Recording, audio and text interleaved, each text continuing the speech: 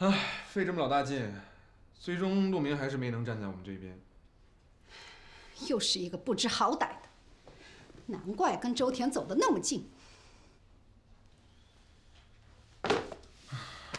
现在聚美进不来，我看我们想建立自己客户群的计划，恐怕要泡汤了。没有人能阻止我。这段时间，我可是鼎力的在协助韩露。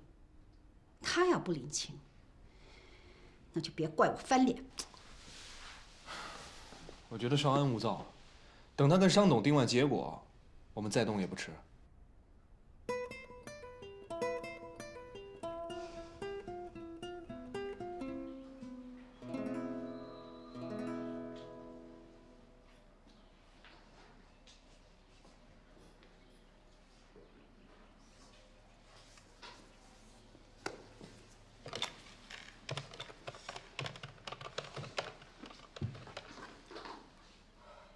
尚董，韩露，下午您有时间吗？我想跟您见面。我已经在韩上门外头了。你看到了吧？你看到了吧？啊，这就是他的作风，他的态度，非要把上门的客户给赶出去。赶这字儿用的不对，陈总还有别的事儿要办，肯定要走。韩露明明白白的说不能上聚美的广告，这话你总听到了吧？啊，你说他有没有把你这个董事长放在眼里？我呢，我为了每个月的广告额，我每天拼死拼活的。他倒好啊，他在办公室里悠悠哉哉的发号施令，我有抱怨过吗？我有抱怨过一句吗？我跟你说，你这一次再要纵容他打回我的客户，那我以后我还怎么工作？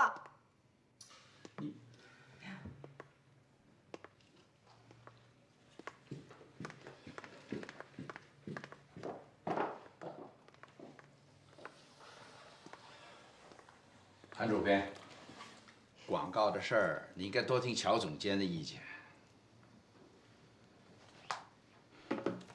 尚董，这个企划案呢是针对一个新的品牌、新的客户。我想尚董您应该会知道的，就产品的角度我们来说好了。以聚美，它现在的能力想要上我们韩上，实在还有一点差距的。这个欧实力呢，也是民族品牌，而且它有很强大的设计团队，设计的理念，最重要的是，它的手工方面也很精细，而且，它也愿意出比聚美高2倍的广告费。我想，这一点您应该比较有兴趣吧？韩主编还有这样的客户关系啊？也是新接触的。我知道。尚董跟聚美的陈总，你们交情非一般，所以我也特别请了一个设计师，为聚美设计一些新的款式，而且还为他训练一批很强大的设计队伍和设计的骨干。我知道你找的设计师肯定是超一流的。等到聚美他上了新的台阶之后呢，我相信我们合作的机会肯定也很多的。您认为呢？走。尚董啊，我们一会儿马上就要开会了。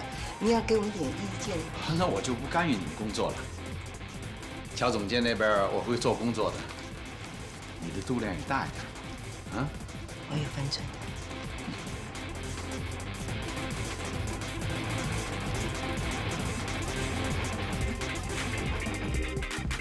现在呢，我要加开韩上的男子版，作为韩上周年的大祭。其实现在很多的杂志，他们已经增发了男性版面。芭莎，它已经在进行中了。即便是如此，我还是认为这其中有很多的羹可以分，但是如何的分得其中的这一杯羹，那就是必须别出心裁，有创意。所以，我建议创刊这一本韩上男子版的 Life 专刊。虽然我们大家都是专业的人士，但是现场版的杂志究竟是怎么一回事？还有，怎么能够让一本杂志有时长的线性表演呢？我们没有10拿9稳的把握，所以群策群力，在我们的计划当中成为最重要的一环。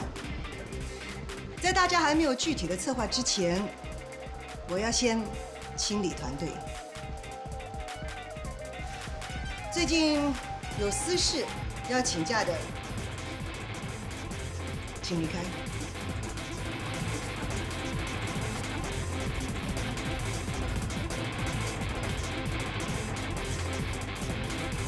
身体状况欠佳的、高强度工作不能够适应的，离开。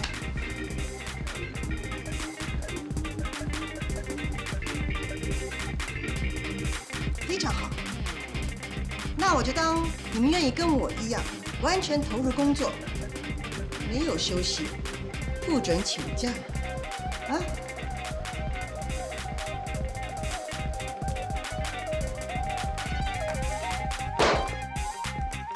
你能干什么？啊，你能有什么用？每一次跟韩露过招，我们都被他踩在脚底下。你有什么用？你有什么用啊？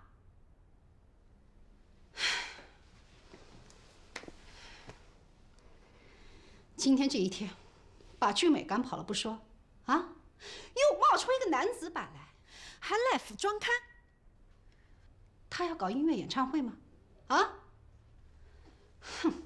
就知道出风头。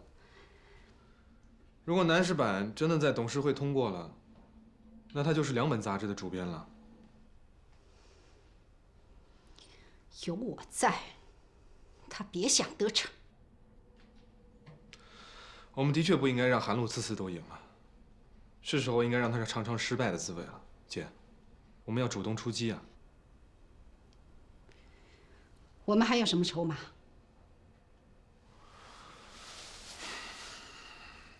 要不我跟陆明再聊聊？下班后，主编是很少给我打电话的，就是打电话，他也顶多问问版面问题啦，或者是内容问题。乔总监，你又不是不知道，主编这个人呐，公私很分明的。我看，不管是对公对私，他好像都是特别偏爱周田了。啊，这倒是。哎，方丽姨说啊，全韩上只有周田去他家次数最多了。哦，主编这么偏爱周田？哎呀，周田这个人呢，做事很卖力，也没什么坏心眼儿，大家都看在眼里，主编也不会不知道了。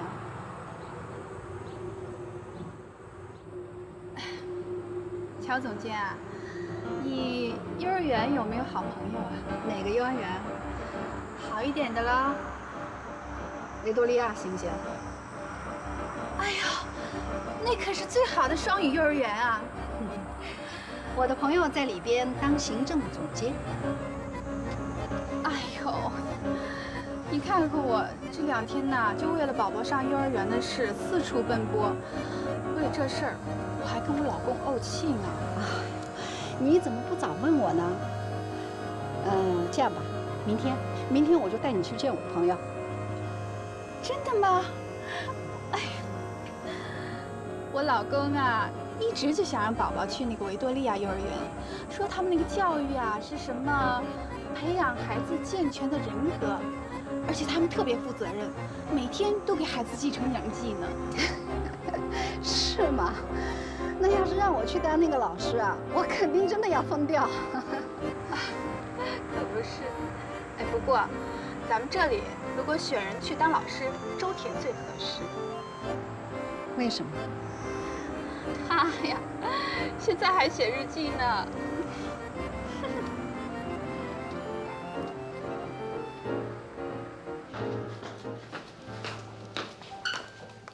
哇，你把邓玲姐的杂志都搬过来了？找灵感，找灵感，找灵感呐！每一期都要找到独一无二的点子，想创新。你说我容易吗？还你的碟。哎，怎么样？看到之后受到启发没有啊？看了这么多时装周的录像，只有一个感觉，那些新锐品牌为了博人眼球，越来越怪，都忘了衣服是用来穿的。我让你学习的，我没让你挑毛病啊。你干嘛老是打我脑袋呀？我不打你，你能开窍吗？总监，这个要不用我就放到储藏室了。哎，别，一进储藏室，下次没几个钟头能找到吗？哎，先放那儿吧。喂，什么东西啊？英子的画。英子的画，怎么会在你这儿啊？啊，